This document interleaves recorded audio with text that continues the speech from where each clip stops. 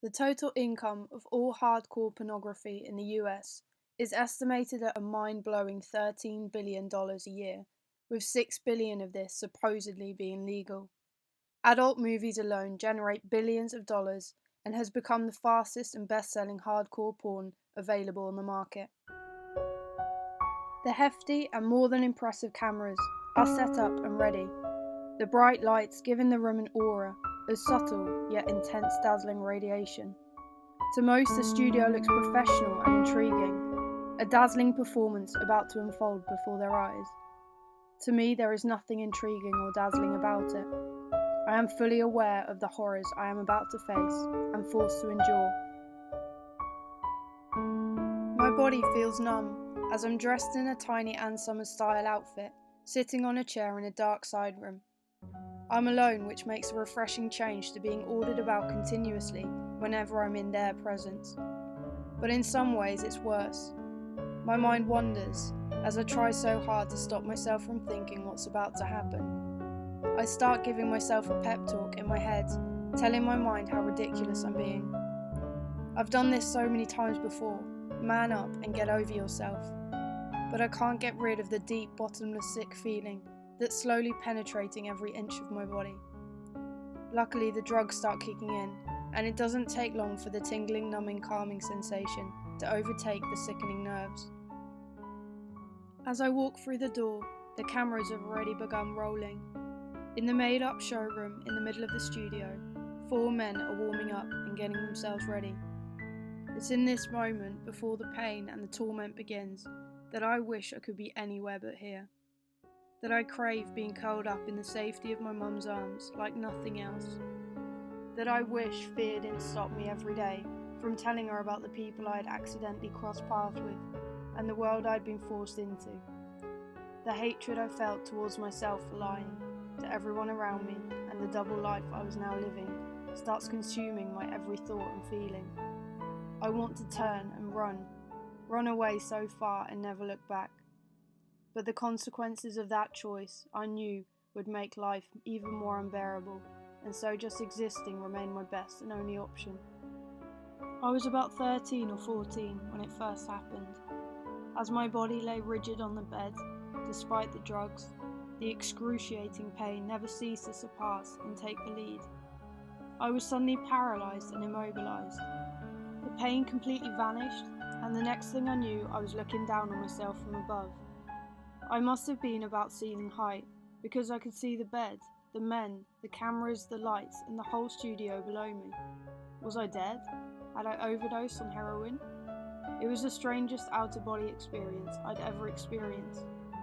I don't remember a huge amount of it, and it was all pretty vague, but from that moment it started happening every time I had to go through anything related to them. As the months and years went on, I started remembering less and less of the experiences, but very soon after the first episode, it began happening in normal day-to-day life too. I had brain scans, MRI scans, was tested for epilepsy and brain tumours on a very regular basis, and eventually when I was in my late teens, I was finally diagnosed with a dissociative disorder. During my most intense physical and emotional abuse, my mind had developed a coping mechanism to help me survive by dissociating my body from everything that was going on. Dissociation wasn't a choice. It became my mind's involuntary way of coping with life. Except for that very first time, I rarely remembered anything about it, and wouldn't be able to tell you much of what had happened during my periods of dissociating. After I finally got my life back and turned my back on that dark world forever, I thought it would go, but it didn't. My dissociation became beyond uncontrollable, and it started having a detrimental effect on my life. You see, this is the power of the mind. If I was faced with any pressure, any major stress, any pain or fear, I would dissociate. I wouldn't know where I was, who anyone was, or even who I was. My mind and my body would be completely gone, and I used to just start running. The power of that feeling of wanting to run away in that studio all those years ago had been such a powerful desire, yet it became my most dreaded implementation. For the past 13 years, I have gone missing hundreds and hundreds of times. I have had full police forces, Helicopters and sniffer dogs pursue me and spend probably now in the millions of pounds in staff and resources trying to find me.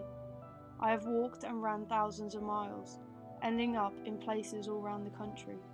I've run onto motorways, jumped off bridges and into numerous rivers, walked barefoot in -degrees, gone missing for not just hours but days and days and once almost a week, suffered with severe dehydration and hypothermia, time and time again. I've been on the news, woken up in hundreds of hospitals, tied up and sedated on more occasions than I will ever be able to list or remember. What started off as my mind's incredible way of keeping me alive and allowing me to survive the abuse and the pain became my most hated and feared default. For years and years I couldn't live a normal life.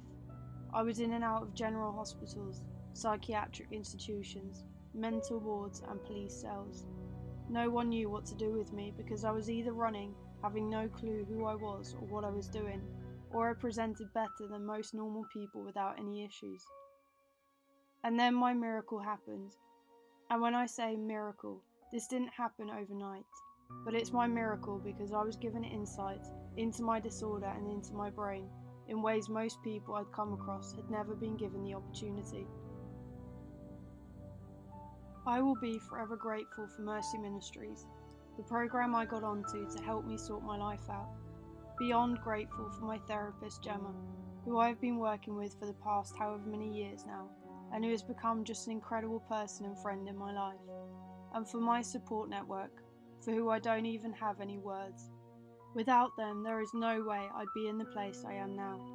Between them all, they've encountered so many sleepless nights, been involved in so many police chases, been sat at home waiting to hear the dreaded news that this time I'd not survived, and gone through the agonising pain of just waiting for any news at all of my whereabouts. It's been hard work, all my days like beyond explanation. You see, the way Gemma described it to me was that my brain had formed my dissociative coping mechanism during the most severe, intense and hardest times.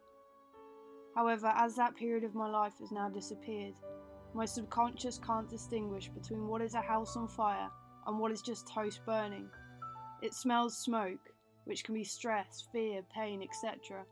And it's a trigger for my mind to know there's danger, however minor that might be, and dissociate. It's taken literally months, almost years, to start to completely retrain my brain and change the default coping mechanism into something that is now more appropriate for my life today. Why am I telling you all of this? Because it's the power of our minds. The mind is such an incredibly powerful force. It can enslave us to a point of no return, or empower us beyond measure. It can plunge us into the depths of misery, or take us to the heights of ecstasy. For so many years I was enslaved to it. I was a victim to my own insanity and reasoning. I felt hopeless, out of control, and was plunged into the depths of despair time and time again. It has taken a huge amount of patience, faith, studying, reading, talking, insight and understanding to begin to realise how my brain works and change the way it thinks and acts. But it's been possible, and despite the work it took, it's transformed the life I am able to lead today. And not only that, the techniques and skills learnt through it all, I'm able to use with anything life throws at me, however small or insignificant it may seem. I plan to write a lot more about this topic, about my dissociation, what I've learnt through it, and the skills and techniques that are out there, on offer for us all to use at our disposal. But I hope this has given you a taste of how uniquely powerful our minds really are. It can plunge us into the depths of misery, or take us to the heights of ecstasy. I know which one I choose. If we can learn how to master our brains, and how we act, feel and think, and realise the power that lies inside each of us, the possibilities become endless, the opportunities limitless, and our chances infinite.